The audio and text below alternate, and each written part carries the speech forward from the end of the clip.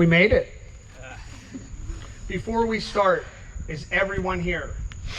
Ryan. Is Ryan here? Hold on. I got a text from Ryan. He'll be here once he takes his nap off Eric and Tony's couch. He'll be here in a second. That is not funny. Yes, it is. With everything that has happened this year, all the changes to this wedding, we made it. If 2020 has taught us anything, is that we had to make adjustments. We've had to be flexible. We've had to work together. Thank you to everyone that has had a hand in putting this wedding together. Enjoy the day. Before we start, I don't know if everyone knows, but Jess's family was not able to make this ceremony. They are on the computer. Hi, Hinton family. We love you. We can't wait to party with you when you're able to make it here. We're happy you're here for the ceremony, and we love the video that you did last night with Renata. So thank you. Everyone. I'd also like to recognize a few others in attendance. Steve and Shelby, please step up. Step up. Grandma, you guys have played such a huge role for this couple. I know how much the three of you mean to them, and we just want to thank you for making this possible.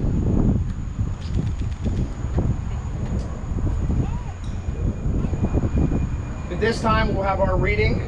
Corinne's godmother, Tootsie Rhaegar.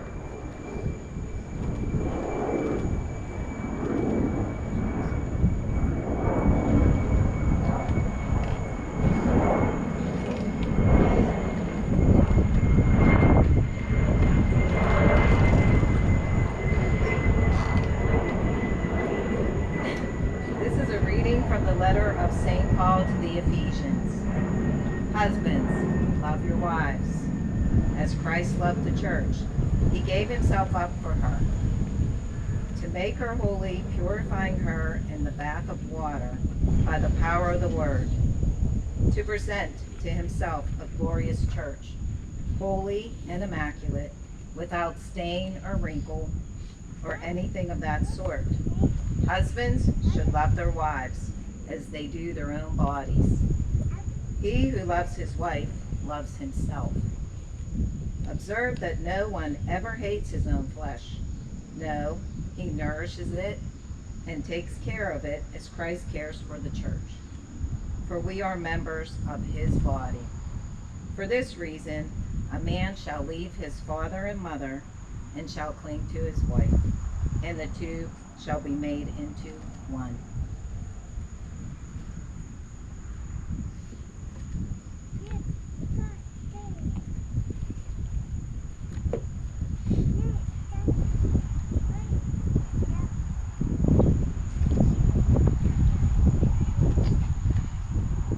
So before we get to the good part, which is obviously the free alcohol, when I was asked, my first thought was, how am I going to stay sober until 5 p.m.? And after the disappointment, I overcame that. I thought, what advice can I give to you guys? What advice from my marriage can I give to you guys that maybe you could take from this day and incorporate into your life?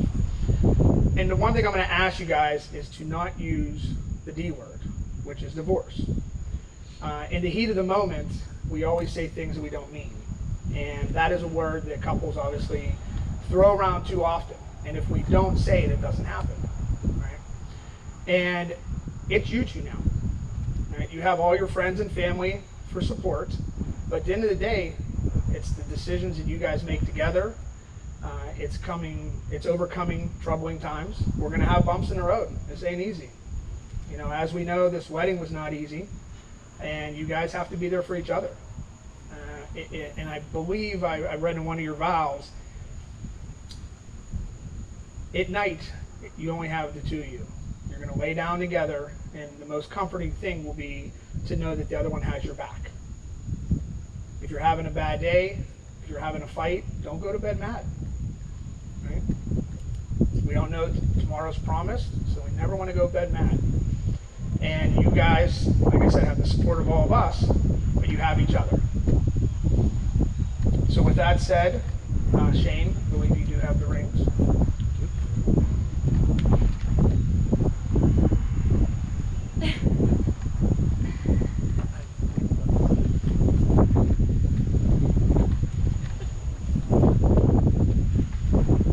Now we'll turn this over to you, Mr. Hamilton.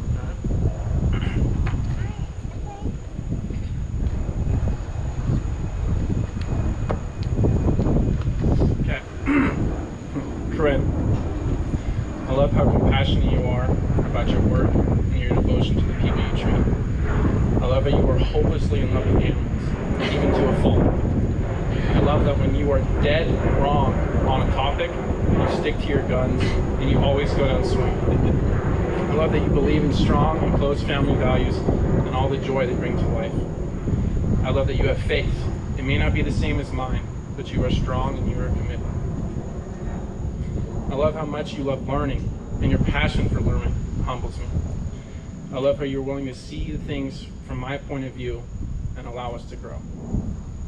You have taught me to be my true self and to others. That being open and letting yourself be loved is a sign of strength. You have taught me that struggle is how we grow, and without the struggle, we would not be where we are now. You have taught me what true drive looks like, and it has been an absolute inspiration seeing you go after your passion. You have taught me to take good with the bad and always keep my head up. You have taught me how to face my fears and anxieties. You have taught me about ambition and how to chase it. You have given me love and compassion. You have given me a second family that loves and supports me. You can give me a place where I can feel safe to be myself. You can call me on my mistakes and offer guidance to improve me, to make me better. You make me laugh and enjoy all that life has to offer. You make me question things and you push me. You have given me unwavering support, even in my most boneheaded decisions. I promise to give you the best of myself, to trust and respect you. I promise to be willing to accept change in order to keep our relationship alive and growing. I promise that your needs and desires are no less important than my own. I promise to keep myself open to you, encourage your dreams, and help shoulder your challenges. I promise to love you with unwavering passion. I promise no matter what happens in life, the grief, the heartache, the loss, I will always be by your side. I promise to be your partner and equal in all things. I promise to be with you in spite of this uncertainty, because my love for you renders my anxieties completely insignificant.